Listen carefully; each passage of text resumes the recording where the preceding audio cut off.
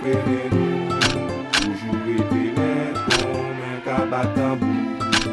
Pour longtemps, yo vais frères nous, pour longtemps, pour longtemps. Yo essaie toute stratégie pour yo connaître moi, pour yo lever gabonais matin pour yo barrer pas moi. Jalousie qui a yo, rachi en kaya moi, million de bombo, essayez stop c'est dans moi yo. Salut, c'est Buana pour l'émission Youth Chat Caribbean Youth. C'est ça, Selecta. Pour longtemps, Mon vrai prénom Frédéric, mon vrai nom du Ménil, on m'appelle aussi Buana. Donc je suis médiateur social à la ville de Bimao, je suis également organisateur d'événementiel et je suis président d'association. Donc moi j'ai commencé très tôt, donc j'ai baigné déjà dans la musique parce que mon père est musicien.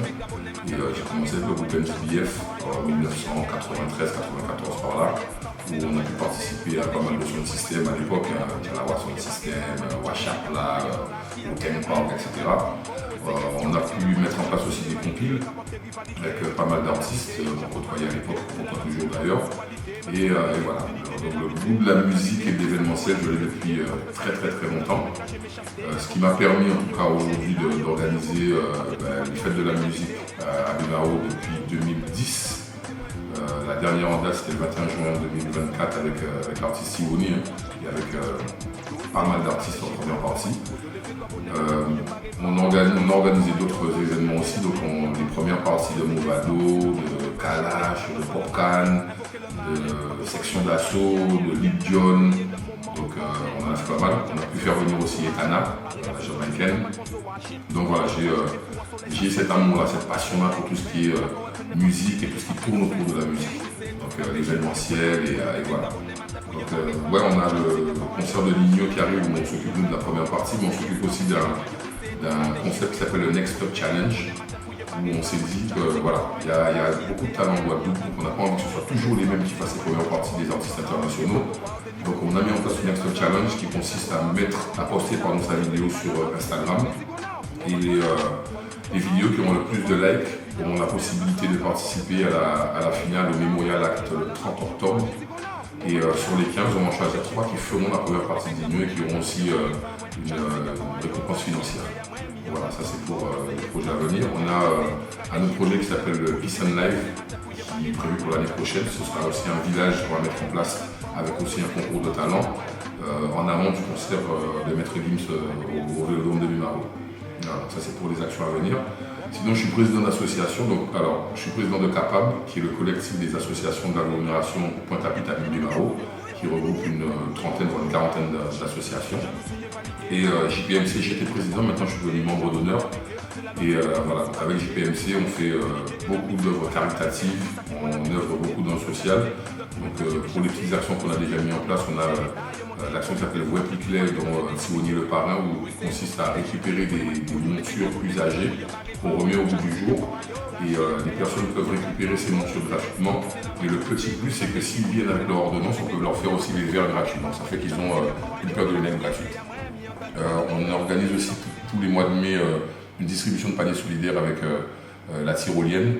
Donc voilà, en direction des familles en situation de précarité. Je ne dis pas des familles défavorisées, mais en situation de précarité, parce qu'il faut savoir que même quand on travaille, on peut être en situation de précarité. Et souvent maintenant, d'accord, les personnes qui travaillent sont en situation de précarité.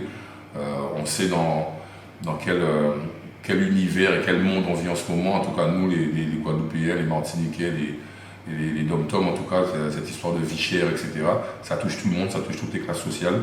Donc nous, quand on distribue nos paniers solidaires, on n'a pas que des personnes qui touchent le RSA, pas que des personnes qui touchent le SMIC. On a des personnes qui ont des bons salaires, mais qui n'arrivent pas à joindre les deux bouts. Donc ça fait partie d'une deuxième action qu'on fait chaque année. Donc on a une autre action aussi qui consiste à relooker un peu les personnes entre guillemets de la rue, donc les marginaux. Donc c'est avec une association qui s'appelle Relooking de rue. Donc on les relook de A à Z. Donc c'est manucure, pédicure, on leur coupe les cheveux, on leur fait la barbe, on leur propose un petit repas, des vêtements propres. Et voilà, donc on œuvre beaucoup dans le social et surtout dans le solidaire. Nous, notre mot d'ordre, c'est la solidarité. Et que nos actions sont vraiment collectives, il n'y a rien d'individuel. On œuvre pour la population guadeloupéenne parce que demain, ça peut être aussi nous. Voilà. Donc, mis à part ça, donc avec Capable, le collectif Capable, on organise pas mal de choses, beaucoup avec la tyrolienne. Donc, dernièrement, on a organisé le Festival des produits du terroir, où on a mis en avant les artisans, les agriculteurs, pour qu'ils soient un peu plus proches de leur clientèle et qu'ils puissent proposer aussi des produits qu'ils fabriquent ou qu'ils transforment. Il y a beaucoup d'agro-transformation. Et ça a été vraiment, vraiment un grand succès. Les exposants qui étaient là encore, en tout cas, nous ont fait un bon retour. Ils ont pu remplir leur carnet d'adresse, mais surtout, ils ont pu vendre ce qu'ils ont produit. Et voilà, nous, on s'attelle à cette tâche-là, à faire la population rencontrer un peu plus les artisans et les agriculteurs, et que les agriculteurs, eux, soient un peu plus proches de leur public, et puis qu'ils puissent aussi échanger entre eux, puis, et voir si demain ils ne peuvent pas collaborer ensemble. Donc voilà, ça c'est plus pour la partie associative. Et en ce qui concerne mon travail, donc je suis médiateur social, mais j'ai été à l'époque aussi formateur en Psychabox, je ne fais plus de Psychabox, mais pour la médiation sociale, je travaille au sein d'une équipe qui est le service jeunesse de la ville de Bumao, une équipe magnifique, on ne peut pas rêver mieux. Et donc on fait principalement de l'accompagnement professionnel, accompagnement éducatif, accompagnement scolaire, accompagnement judiciaire. Et voilà, on essaie de donner notre maximum pour que les personnes qui rentrent dans notre bureau repartent avec un début de solution ou une solution. Mais voilà, on laisse personne sous le carreau. On organise les vacances des jeunes aussi de la ville de Bumao, au mois de juillet et début août.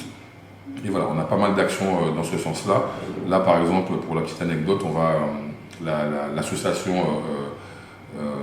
comment s'appelle-t-il encore, la Tyrolienne, pardon, en collaboration avec le Secours populaire, nous ont demandé de trouver des jeunes de Bumao qui seraient intéressés pour partir dans un voyage au Guatemala. Donc un voyage de découverte, découvrir une autre culture. On en a 2 autres qui partent à Montpellier. Puis d'ailleurs, je n'avais jamais pris l'avion, on n'avait jamais voyagé. Et Montpellier, c'est plus pour faire découvrir aux autres jeunes qui sont là notre culture. Donc la culture guadeloupéenne, puisqu'il y aura différentes nationalités, comme au Guatemala d'ailleurs. Et voilà, donc le service jeunesse s'attelle à ce que les jeunes puissent découvrir autre chose. Alors il y a le travail où on leur trouve du travail, on leur trouve des formations, mais il faut aussi qu'il y ait des loisirs. Donc on leur donne la possibilité en tout cas de découvrir d'autres choses et de découvrir d'autres horizons. Donc en gros c'est ça, mon travail c'est ça, et c'est quelque chose que j'aime, c'est une passion, ça fait plus de 15 ans que je fais ça. Ça a commencé comment cette envie de faire de la médiation. Après avoir fait mes études en métropole, je suis revenu en Guadeloupe et j'ai trouvé que mon quartier avait un peu changé. C'est-à-dire que nous on était très très sportifs, tous les soirs on était sur un terrain de basket ou un terrain de football, et là finalement le terrain de basket servait à autre chose. On ne va pas rentrer dans les détails, mais en tout cas ils faisaient plus du basket. Et je me suis dit que à notre époque, nous, on n'était pas délaissés, entre guillemets, ni laissés sur le carreau comme ça. Ça veut dire que nos grands à nous proposaient toujours des choses. Hein. En infantil dans toute la rivière là, en infantil dans toute la plage, on organisait aussi tout le monde. Et j'ai vu que les petits qui étaient là, personne n'a proposé quoi que ce soit. Donc je me suis dit pourquoi pas monter une association au départ. Donc c'est ce que j'ai fait.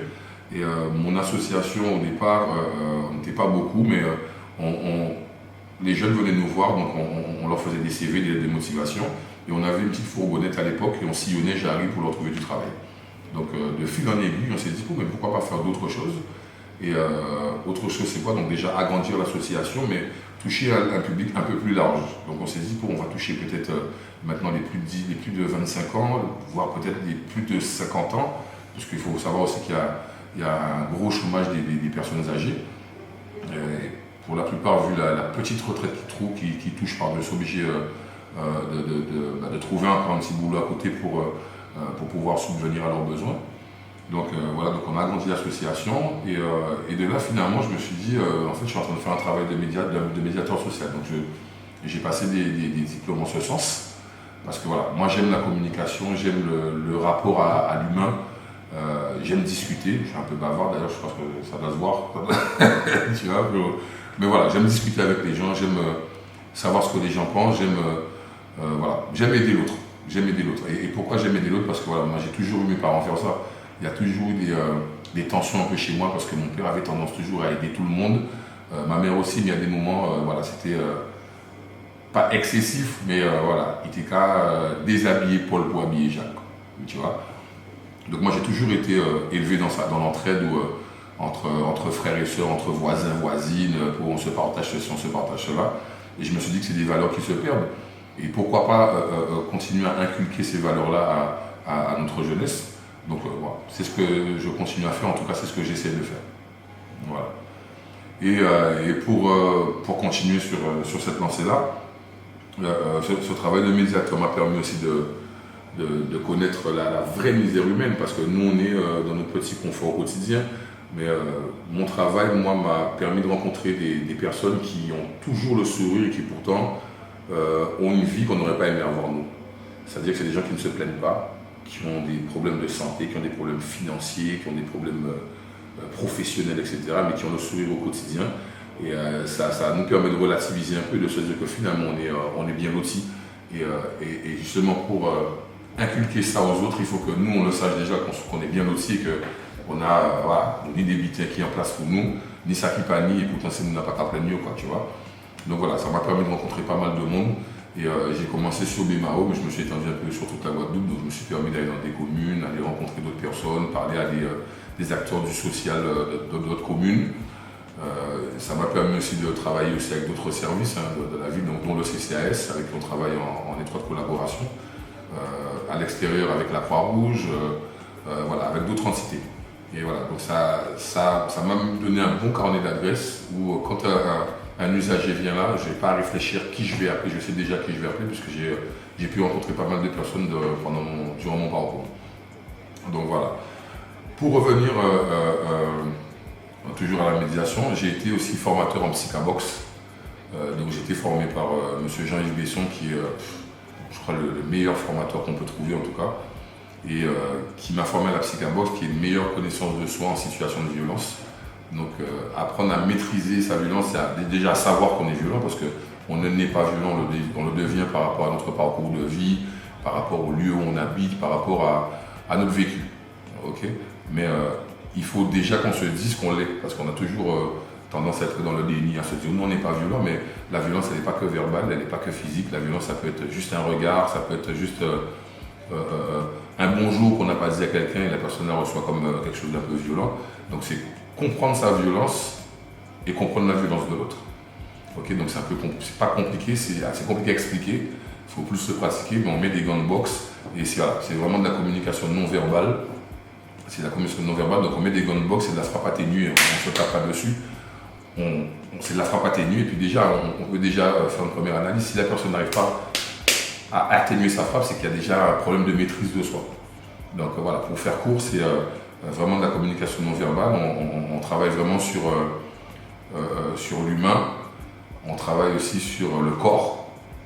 Monsieur Besson a une phrase que moi j'adore depuis des années, où il le dit, le corps a une mémoire que la mémoire n'a pas. Si vous tombez à 2 ans, vous n'avez pas de marque sur votre corps, à 50 ans, vous n'allez pas vous en rappeler, mais à 2 ans, si vous tombez, vous avez une marque sur votre corps, à 50 ans, vous allez vous en rappeler, parce que c'est votre corps qui parle. Donc voilà, c'est un travail corporel. Et c'est quelque chose de super utile. J'ai eu l'occasion de pratiquer cette Psychabox en milieu carcéral, donc à Bémao et à Basse-Terre, mais dans d'autres structures. Et voilà, donc toutes les personnes en tout cas qui sont amenées à rencontrer du public, qui sont amenées à être dans des endroits où il y a du monde, sont confrontées à une violence, qu'elle soit physique, verbale ou autre. Voilà, donc on a eu l'occasion de former pas mal de personnes grâce à M. Besson, puis un grand clin d'œil à M. Besson parce que c'est vraiment un grand homme.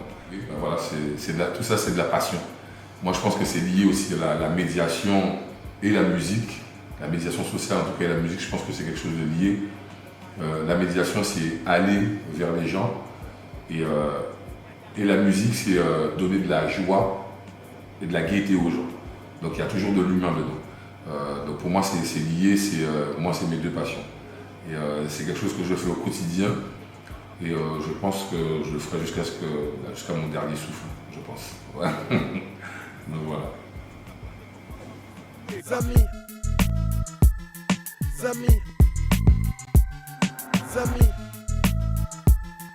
Zami.